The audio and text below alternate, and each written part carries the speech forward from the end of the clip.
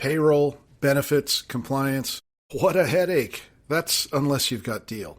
Now, Deal PEO, it makes hiring in the U.S. simple. And right now, as a WorkTech listener, you can get up to 3 months free at deal.com/workdefined. That's DEEL.com/WRK defined. HR Tech, WorkTech, and investment are transforming the future of work. Are you in the know? Welcome to the WorkTech podcast. Join host George LaRocque for expert insights on the trends, M&A activity, and strategies shaping the workplace. Brought to you by OneWorkTech.com and the WorkDefined Podcast Network. Hey, it's George LaRocque. Welcome back to WorkTech. This is one of my favorite times of the year. It's when we've finished HR Tech and we know who won the PitchFest and we got the vibe in the market and we know where everything's going. And a lot of the conversations, dovetail out of that. Speaking of this conversation today, I'm excited to have Laura Kunz, the Chief Growth Officer and co-founder of Spirence, who was the runner-up at this year's HR Tech PitchFest. And I had the pleasure of working with Laura and all of the contestants prior to the PitchFest. But Laura walked away with that K prize, brought it home to Spirence. And I know along with that prize comes hopefully some momentum. And I know that that the momentum for Spirence here is partly the investors and the analysts and the customers that are at HR Tech, but also due to the problem that Spirence is solving and the way in which Spirence is going about it. It's a real need. So I'm excited to dig in today. And Laura, welcome. Thanks for having me, George. This is very exciting. It's an honor. Oh, well, the honor's all mine. So let's start with you and Spirence. Let's start with Spirence.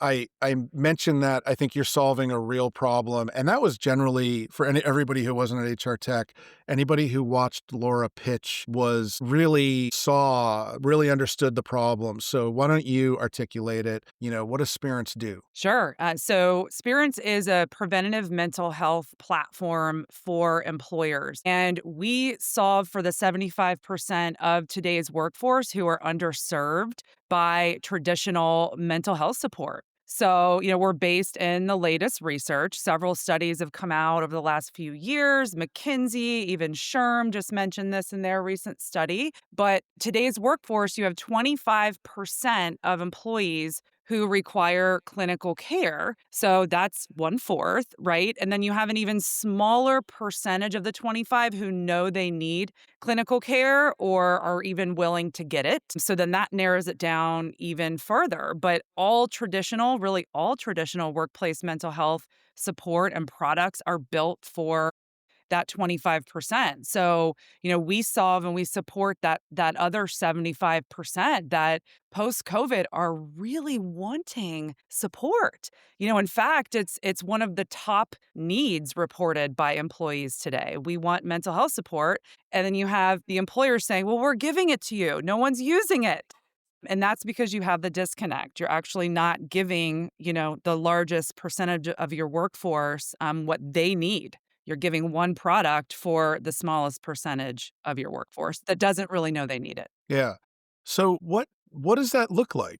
What is that? I love it because it's like the 75%, the majority, it's most of the workforce that needs this. We all need it. So how do you deliver it?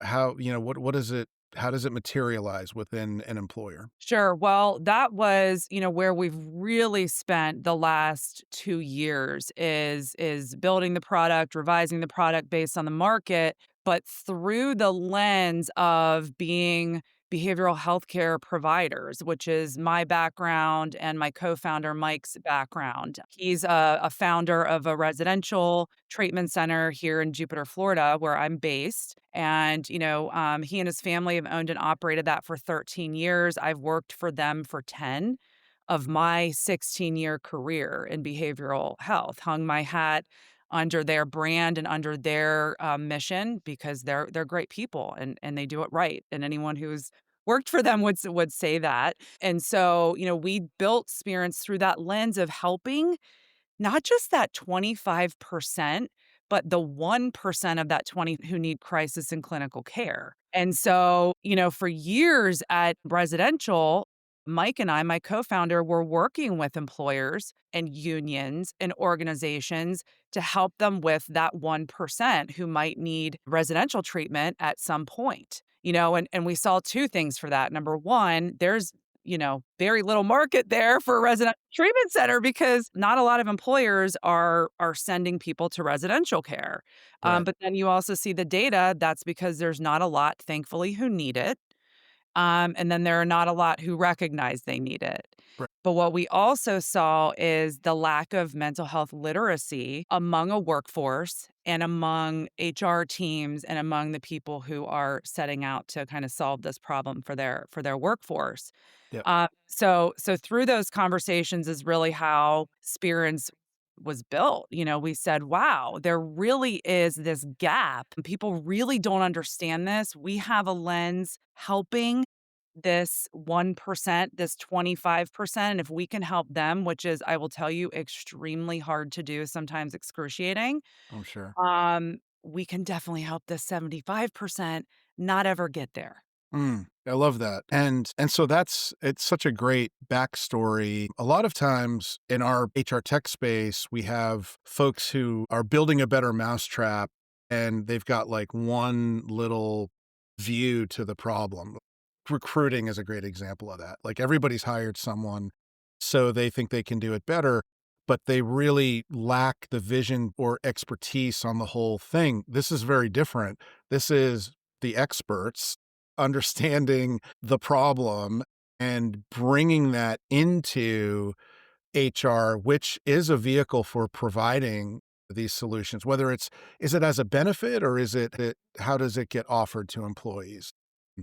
Yes, it is. So it is an employee benefit. They'll add it to their wellness program, either in addition to or in place of an EAP. Most are adding in addition to because we're catching that 75%, we're actually driving utilization to EAPs, which I'll be honest, we didn't predict how well it would do that. We thought it was a possibility and of course hoped, but it's been a seamless flow from our platform to these higher levels of care, which of course makes us very happy in terms of our mission, but it makes our customers very happy because it's a problem that they've historically had. No one uses our EAP. Well, they don't trust you, employer, to give that, when it's through their employer, it's different. When it's through a third party, a trusted expert, a Yep. trusted platform, it's very different. Yeah. EAPs have become really broad too. Like the EAP, you can go get help buying a car at an EAP, as well as the kind of, mental wellness, mental health benefit that you're talking about. So it's sort of like the entry point to they've tried to pack value into the EAP under the term assistance in order to get more utilization. And I've seen, a couple of experiences now where it's part trust and part awareness. Like when you're onboarding, it's like, oh, and we have an EAP, and it's like, great, yeah, we have an EAP, whatever that is. That's sort of like, you move on, and you never think that you have a discrete resource to get, input, to get help. So I've seen in a couple of ways different tools that have increased utilization, but this is like I like that you're focused on wellness and mental wellness, and that's really where the EAP should be having its impact. So it's an elective benefit, right? It's something that you're either using or you're not using, but it's accessible to all employees, or where does it sit in that menu? It is, yes. So it's a benefit for all employees and their loved ones, actually. Oh, So okay. if an employer subscribes, they pay that one subscription, and then it's accessible to anyone in that person's circle, we call it, because through our lens, the behavioral healthcare lens, it's extremely important for that employee to have healthy people around them. Yep. So we've had members that have told us, I've passed this link on to my daughter. Some content came through that was relevant to my daughter, and thank you so much. It really helped her. She's willing to see a therapist. Do you Yep. have one that you recommend? So, it's story after story of the way people are using it. Really, what we set out to do was that initial engagement. And how do you connect with that user? And just after years in behavioral health, helping families, personally, I've helped thousands of families. I was on we call it the front lines in behavioral health, where I'd be the first phone call for a professional who had maybe a client who needed residential care, a family in crisis, and that family didn't know who to call, what to do. So they would say, call Laura or someone on my team. So after years of just understanding that you need to meet people where they are. Not everybody is in crisis. Some people are having a difficult day. Some people are thriving. And Spirence is a digital platform. So we built it with the everyday user in mind, not someone who just would need this on occasion or for a crisis. So, how does a person weave mental wellness throughout each day? These are busy professionals, right? Like, how many of us have an hour to invest in an educational seminar? It's all these traditional, Yep. antiquated models that aren't factoring in how we use things today and how we learn. So it's a digital platform. It's actually not an app because 80% of our users use it on their laptop or on their Yeah. desktop, which is what we wanted. That's how we built the product. We do want you to take 5 minutes out of your day. 10 minutes out of your day. So, we do a game changer for us in terms of engagement was when we started an auto enroll. And so each of our customers gives us names and email addresses of their members. We do one bulk auto enroll, and that starts to push information out via text message. And now we also have notifications that come through just like an app would. And it's a one-click access to that education. It can be a 3-minute video with a licensed therapist teaching you how to do a bee breath, which who knew, but a bee breath can regulate your nervous system in 5 breaths. Wow. And, these are just game-changing tools that our content contributors who've been in the field for decades tell us, these are the things we don't have a chance to teach people in therapy when they're sitting in our office. We're doing the talk therapy and we have a short amount of time, but these are the tools and the skills that can really shift a day for someone Yeah. who might be struggling. Yeah. Yeah. Well, that's a great example. I know breathing, breath is very powerful. And, we use it in our family all the time for different situations. Well, yeah, and you need reminders. I mean, we're all Yeah. going so fast. The train today moves faster than it ever has. Yeah. And so our goal is to teach people to tolerate that pace, to better tolerate that pace, build resilience, have those tools in your toolbox that don't take a lot of time Yeah. throughout the day. And it's, I really, really respect products like Headspace. There are other products that have come into this market and done a great job, but you also have to factor in how different people are. You have 5 generations in the workforce. You Right. have all sorts of subpopulations, and that's also why we're evidence-based and we do a lot of research behind what we put in to the platform. Yep. Yep. Well, thank you for all of that. I think it's, as I said at the top, you're solving a real problem. There's a real void in the market. I got a lot of that feedback on site at the show, at the Pitch Fest. And that's kind of where I'd like to shift gears to is some of the business aspect or, starting with the Pitch Fest. I know it's early days for Spirence, but, being the runner-up, what was the whole experience like? The whole Pitch Fest experience for you coming into it, any feedback or learnings you got from the judges, the audience, other founders along the way. What was it all like for you? It was, an experience I will never forget. Oh, My great. colleague who was there with me, as well, he's our vice president of product and operations, and we just had an unbelievable experience. We did not know what to expect. Optimize your business with a Workforce AI Edge powered by Visier. Make smarter decisions and achieve better outcomes with real-time AI insights delivered to every people leader. Explore more at visier.com. Coming in. That time last year, I'd walked into the conference hall at HR Tech, and it was our very first conference in the industry. So we were there just kind of, wow, looking at all the giant booths. Behavioral health, you'll get some nice booths, but nothing like that. And so we were just so new. And, my colleague, Chris, our VP, had watched PitchFest the previous year. And he said, this is really something that we should do. And so we were like, let's go for it. Now, I was very surprised when we were chosen to pitch. So it Okay. was the first. I knew we would be different. I always do my research, and I'd looked into who had been a part of it in the past, who had won. And I was shocked when we got into the finals. I I could was see that. I could see I shocked. Yeah. But I was so grateful because I'll tell you, I went into it and my mantra was just positively impact one person watching the pitch. Okay. That's just go in. And I kept also saying, you don't have to deliver it perfectly. You just need to connect with the audience and the judges, because that's what Spirence does. We connect with people. Okay. So if you can portray that, that's who you are. And so that's what needs to be portrayed. That's the product. That's the brand. And so that really made the whole thing less intimidating. I just kept saying, go in there, scan the audience, connect with somebody, anybody. And it just so happened that there were quite a few people in the audience that I could tell really were understanding the message. And a few of the judges, especially that first round, I could tell really understood who we were and what we were doing. And then I do have to say, one thing I learned from the judges, one thing I learned from the other competitors, I loved how the judges kept emphasizing, don't say that you don't have competition. Right. Right. It's that because the one said, if you don't have competition, you don't have a market. That's right. That was Gene, Akil who said that. Yeah. Yeah. So much respect for that. I hope we all learned from that, because it's true. And I will tell you, that's one of the things that has almost stopped me in my tracks a couple times building Spirence is the competition. Because we can be Right.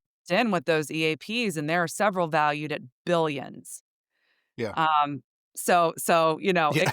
it really stop somebody in their tracks. But then the other thing that I had sort of an aha moment backstage before the final presentation, and one of the other contestants looked at me and they said, "It's just a game. Go out there and play it." And I thought, number one, it helped kind of I ease love me. that. Yeah, I was like, okay, that's maybe how it's seen. But then in my heart, I said, but it's not a game to us. And that's why we're doing what we're doing, because we have seen the other side. We have seen, and the workplace has such a unique opportunity to help that 75%. They have a captive audience there. So I went on stage with that and I was like, just, connect, be passionate, and we'll see what happens. Yeah.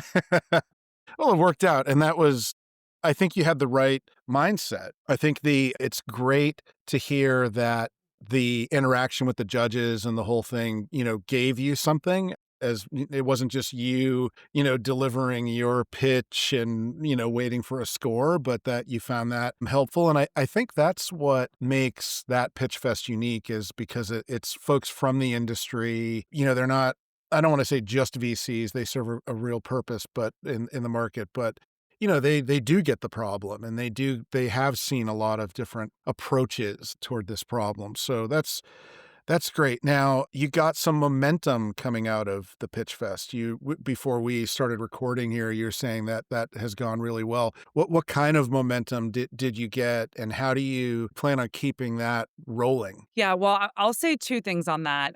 One's a little less tangible, and this is also something that we walked away from as a company. PitchFest really forces you to refine that pitch. I mean, that's what it is. Yeah. That's what it is. And so we walked away with so many more of our partners, who are already our partners, even understanding us better, because it Okay. really forces you to articulate who you are and what you do in a very short period of time. And it's something I wish every startup could go through, is PitchFest. And if any are listening, considering applying next year, apply, because it just was a great process to refine your messaging. And then with that has come potential opportunities. We're already talking with a PEO about a potential partnership. Great. It's been on our wish list since we founded Spirence was to have a PEO partnership. And of course, there are many conversations that have happened, but it just comes down to priorities for people. It just was it was like an accelerator for relationships. Good. Good. I think that's a big part of the intent of the show, and we've built this investor experience, which is it's a catchy phrase, but it's everything around sort of the startup ecosystem, and that's music to my ears. That you had a good experience, and that I like that accelerant. That's excellent. So how do you keep it going? Now, how do you keep that going?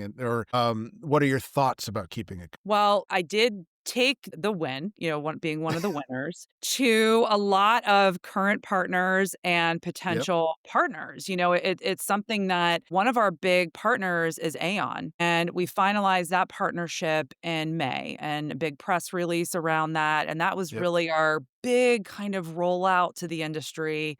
And we've been working on it for about a year and a half, and we're primed for hopefully a great sales season with them in the jumbo market, And so I forget, I just lost my train of thought with that, George. We're gonna have to cut this out. What was I saying? Momentum, Aon, taking it to the partners. Yes. So Aon was a great example. They were all at HR Tech or a lot of the team that we work with, and they were thrilled because it helps them on the sales side, to say that this partner Yep. they have was, they believe in us and clearly many others believe in the mission and the product. And so it has also sparked additional conversation with prospects who were maybe concerned about the nascency of Spirence. We were getting that a lot, George. It's very hard to establish credibility as Yep. a startup, especially when you can be compared to the mental health companies in this space valued at billions of dollars. Right. We're just Right. we're just not there yet. We're one brick at a time. So this was a great thing for credibility. And then, a lot of our, like I said, active referral partners took that for credibility of us as well. Yep. Yep. Those are great answers. I think, you've got a product that while it stands alone and you can sell it, directly or provide it directly, it's built for distribution through these partners. And that is the most efficient way to get to market right now.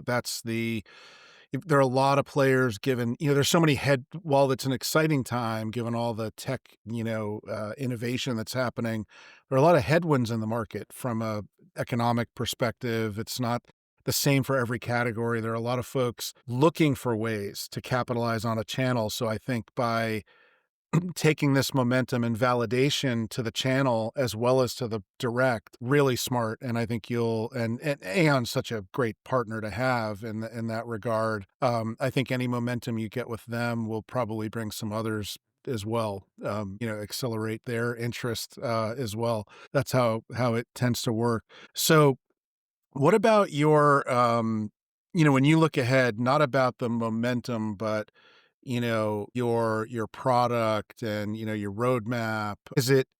Is this next year, 2026, really about growth, or is there some direction with the product that you're excited to take this year? Sure. Yeah. So 2025 was our year of product development. In 2024, we had six early adopters that Okay. were amazing, and they really helped us refine the product. We're very grateful to have renewed our contracts with all Yeah. six, who were very happy and renewed for 2 to 3 years.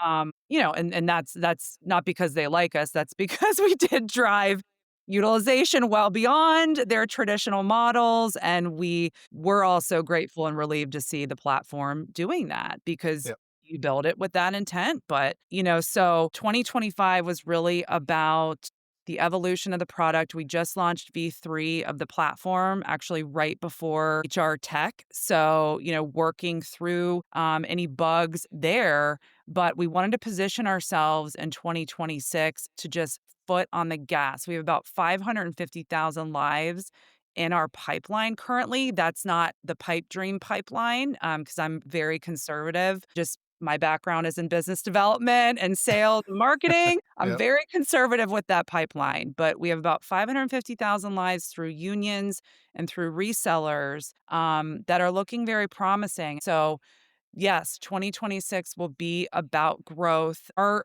model really hits its sweet spot at about 1 million lives. Okay. So we're hoping to get there. That's when we start to drive that 86 to 89% margin. That looks really good, and so we're driving to get there. And we have no reason to believe that we won't get there in 2026. We're backed by a very well capitalized family office. We have funding secured through the end of 2026, 2027. We will probably look at a Series A, Okay. uh, and look to raise probably two to 3 million, and kind of start having those conversations next year. Yeah. Well, Um, that sounds amazing. I think your part of the momentum, it's not all about like next quarter, coming out of the pitch fest for you, but that investor experience is a lot of investors saw you, and you're on their radar now, and folks that are focused on this space at all. We had over 220 investors that registered for HR Tech, and that was probably across 200 individual firms, everything from, early stage to investment bankers, everything in between, private equity, VC, different stages there. So the fact that you're on the radar and then, delivering, go get those 550,000 lives, because, then you're bringing the momentum, to them, check-in points, that's good stuff. One thing that I forgot to ask before we wrap up was the name. Where did the name come from? Tell us what is Spirence? Oh gosh, I know everybody hopes for this really inspiring story there, and of course that there was inspiration behind the final name. But my co-founder and my boss of 10 years, who I absolutely adore, he runs multiple other companies. It's his family office. And he said, "You know what, Laura, I do not like to name companies. It's just one of my least favorite things to do. Hmm. You go ahead, you name it." But we wanted to get the name trademarked. So when I looked into naming a wellness company, oh my goodness. Yeah, Oh can my god, imagine. because Mary down the street has founded a wellness company, and Right. sh like, there are so many, and so finally, our trademark attorney was like, "Just choose a word that doesn't exist," and, we come from behavioral health, and it's also just who I am, a little bit nerdy about this, but it needed to have meaning. It needed to have meaning, and so I just was thinking of really who we are, what we do, why we're unique. We have spirit and we have experience, and that came Spirence. So we got that passed through the trademark attorneys. Then we went through the whole period of time where you're new in the space and nobody can freaking pronounce your name. And I'm Yeah. like, we didn't do like, okay, we needed to do one thing right out of the gate. They're like, I did. I'm surprised that I never had an issue with it. I'm surprised you had an issue with you that. got it right the first time. Well, our first tagline was, "It's not just a benefit, it's an experience." And so we think Okay. that was hurting us because people were Yeah. Spirence, experience, but now we like that we're different. And, Yeah. we like that people ask, "What's with the name?" Yeah.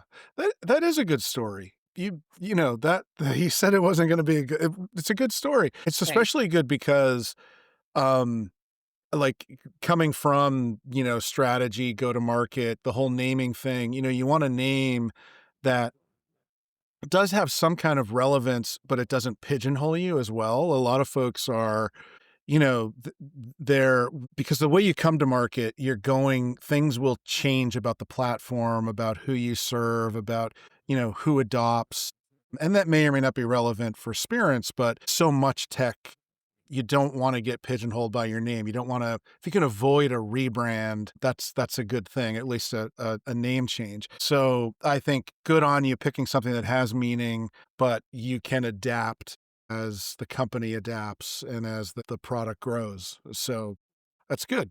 Good stuff. All right. So how can people learn more? Where do they find Spirence? Our website's very comprehensive, www.spirencewellness.com. It will even have some of the research on there Cool. behind, where we fit in the market. And also, people really like on our website, we have a savings calculator, not this basic. It's actually a proprietary formula for employers or Oh, organizations to see the percentage and the dollar amount behind that underserved and just how much prevention can impact. I mean, we were out at PitchFest and it was us and a bunch of TAs, talent acquisition yeah. platform. And my colleague and I kept joking. We're like, well, we actually help solve their problem too, because once you work so hard to onboard people, you have to retain them. Right. So it's good for employers to really see how many people, want to be supported on the daily, not just when a crisis or a, Yeah. painful experience hits. Yeah. Well, Laura, this was great. Thank you so much for being here and telling the story. Congratulations again on PitchFest. I enjoyed your pitch and good luck this year. I'd love to circle back at some point and see how it's going in a few months and maybe, get an update for everyone. Yeah.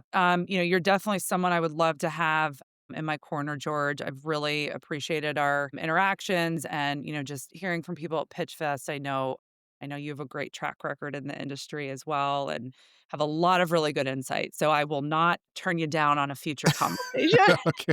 All I'll right. take whatever Well, you're willing to thanks. give me, George. Thanks for all that. Yeah. All right. Well, and thanks everybody, wherever you're watching or listening. And thanks again to Laura and Spirence. And until next time. Thank you guys so much for your support. Thanks for tuning in to the WorkTech podcast. Visit us at oneworktech.com and find out why WorkTech is considered the most trusted source of market intelligence and strategic advice for WorkTech. Subscribe to the WorkTech YouTube channel for video episodes and exclusive content. And be sure to check out the entire Work Defined podcast network at WRKDefined.com for more podcasts on the world of work.